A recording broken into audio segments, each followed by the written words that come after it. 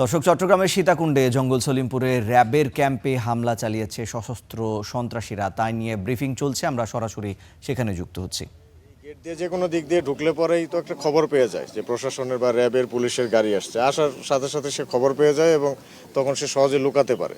কারণ আমার এই মেইন রোড থেকে আলীনগর পর্যন্ত পৌঁছাতেই আমার 30-40 মিনিট লেগে, গাড়ি নিয়ে গেলেও 30 মিনিট লাগে, ভাঙা রাস্তা এরকম।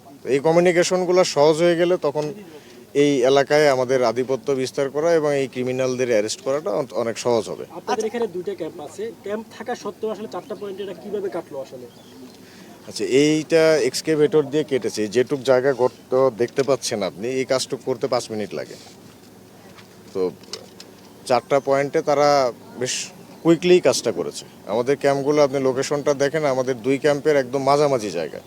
তো রাত্রে আসলে 12টা-1টার দিকে তখন আমাদের টহল এদিকে ছিল না, অন্য দিকে ছিল। সুযোগ নিয়ে তারা এটা তো 5-10 মিনিটের মধ্যে কেটে ফেলেছে সবগুলো।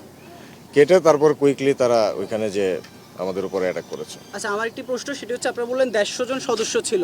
150 জন বৈধ সরকারি রাষ্ট্রীয় বাহিনীর সদস্য থাকা অবস্থায় এই যে একজন র্যাব কর্মকর্তাকে হত্যা করা হলো, ইয়াসিনের নাম আপনি নিজে বলছেন, অর্থাৎ একটি রাষ্ট্রযন্ত্র কি আসলে ব্যর্থ? একজন ইয়াসিনকে সে জায়গায় র্যাবেও কি ব্যর্থ? পুরো প্রশাসন কি ব্যর্থ? এর আগে একটা ভিডিও কলে সে কিন্তু কথা বলেছিল।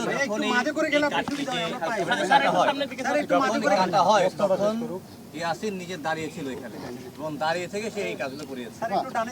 সেই ক্ষেত্রে আসলে ইয়াসিনকে আমরা বহুদিন ধরে, আপনিও বহুদিন ধরে চেষ্টা করছেন, অন্যান্য বাহিনীর চেষ্টা করছে, আমরা আসলে কি আইডেন্টিফাই করতে পারছি না তাকে, নাকি এরিয়াটা বড় দেখে আমাদের না শস্যের মধ্যে ভূত আছে, মানে প্রশাসনের কেউ সাপোর্ট দিচ্ছে কি? এরিয়াটা আপনাকে মূল প্রবলেমটা বললাম যে আমাদের যোগাযোগ ব্যবস্থার কারণে, যেমন আপনি জার্নালিস্ট হিসেবে আপনি সব জায়গাতেই যেতে চান, তাই না?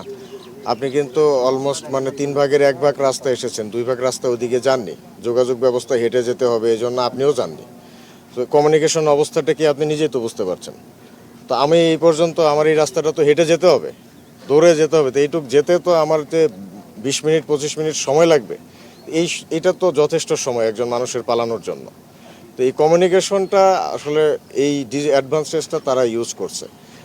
আর সন্ত্রাসীদের যেটা বলবো যে দেখেন আপনি, আমি এখানে গত 15 মাসের যদি একটা স্টেট দিই, আমাদের শুধু র্যাপিড অ্যাকশন ব্যাটালিয়ন 7 আমরা মার্ডার কেসের আসামি অ্যারেস্ট করেছি 366 জন।